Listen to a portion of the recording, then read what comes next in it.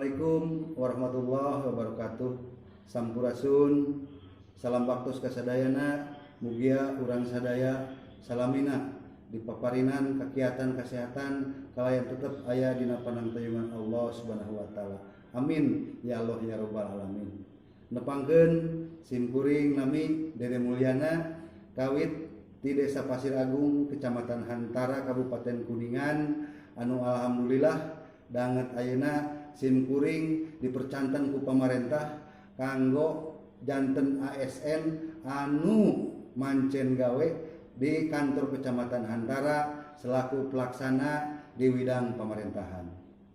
Dina biantara danget ayeuna simkuring baris nyandak tema peran ASN dina ngamumule jeung nanjeurkeun budaya pikeun ngahangkeutkeun pangwangunan di Kabupaten Kuningan. Simkuring ngaraos prihatin, simkuring ngaraos ngahlas kumargi danget ayeuna pisan Kabupaten Kuningan digolongkeun dilebetkeun kabupaten anu miskin di Provinsi Jawa Barat, bahkan anu termiskin. Kadang kawis simkuring sok bingung miskin nate palebah mana, miskin nate nu mana. Da karaos ku simkuring utamina di Kecamatan Hantara khususnya di Desa Pasir Agung teu aya lah nu dikategorikeun anu miskin kagila-gila, miskin anu kabina-bina.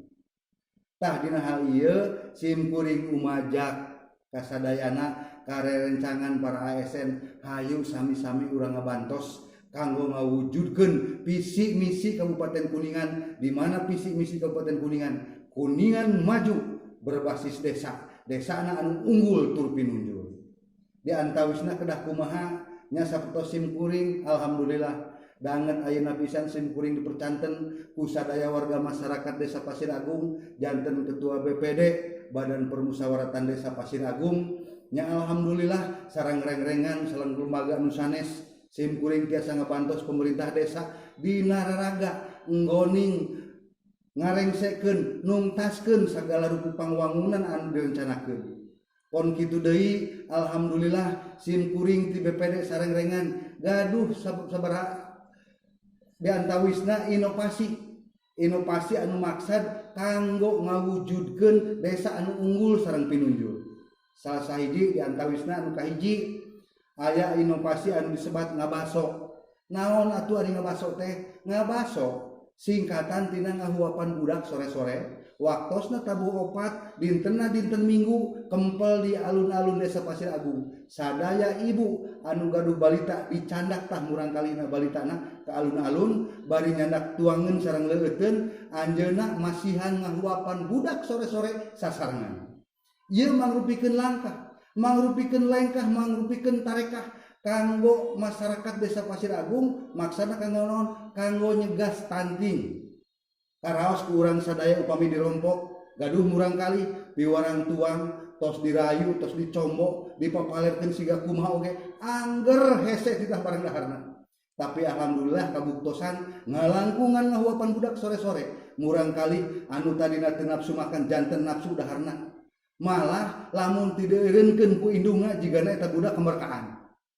Ieu mangrupikeun inovasi anu sae anu tadina leutik wawanena ipis leutik burihna eueuh kawani tapi nyaho ngumpul bebarengan mah daek heureuy daek ngobrol jeung babaturanana sirik iri ningali babaturanna lamun istri ningali kerudung anjeunna nyareos ka sepuhna mamah abdi hoyong satos kitu. Tah ieu mangrupikeun nyiptakeun numbuhkeun karakter murang kali sangkan anjeunna janten generasi penerus desa, generasi Kabupaten Kuningan, generasi bangsa Indonesia umumnya. Inovasi anu kedua aya inovasi anu disebut gede rasa. Gegeden ngaraksa desa. Gegeden desa ngaraksa desa eta disingkat gede rasa. Teu aya si leutik, teu aya si gede, teu aya si miskin, teu aya si kaya, teu aya si bodoh, teu aya si pinter. Ngahiji hempak merbayaksa ngagabung kanggo ngarojong sagarupi pangwangunan nu aya di desa. Lamun jenderal, lamun pejabat, lamun jelma beungar henteu milu gede rasa berarti lain jenderal, berarti lain pejabat, berarti lain gegeden. Hoyong disebut gegeden sok sasarangan membaur.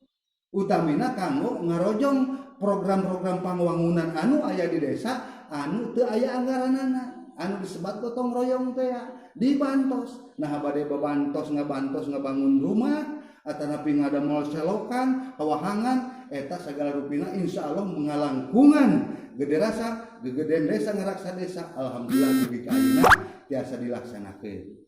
Inovasi nu salajeng nu katilu nyaeta aya inovasi Sapa Mitra.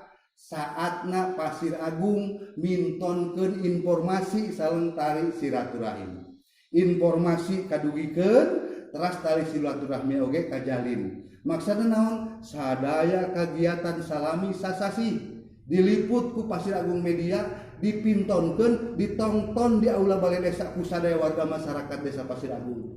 Kagiatan-kagiatan nuju mula sawah, nuju munjal kayu, nuju hajatan, nuju papait, nuju mamanis, bahkan nuju ngobrol ngaler ngidul oge diliput di dinya. Ngarupakeun hiji kabungah, hiji kareueus kanggo masyarakatna yen gambarna aya ditayangkeun diliput dina Sapa Mitra. Sagedengeun eta selang-seling nayangkeun liputan-liputan anu aya tina YouTube, misalkeun tema tina cara kumaha ngingu domba, kumaha cara ngingu lele, kumaha cara melak pare anu alus, kumaha cara melak cau anu ngasangkeun ngahasilkeun. Alhamdulillah warga masyarakat kapancing terangsang milu nurutan siga eta. Jeung alhamdulillah dugi ka ayeuna program eta dilaksanakeun. Alhamdulillah hasilna tiasa dirasakeun ku sadaya warga masyarakat. Mangkana lamun disebut miskin tinu manana? Urang selaku ASN sing emut di mana tanu dipincak tah di dinya langit kudu bisa dijunjung. Urang sanes bae gaulna di kantor tapi di warga masyarakat oge selaku warga masyarakat di desa beut jang sasarengan, jang guyub, jang ngabantos guna ngawujudkeun naon? Kuningan maju berbasis desa.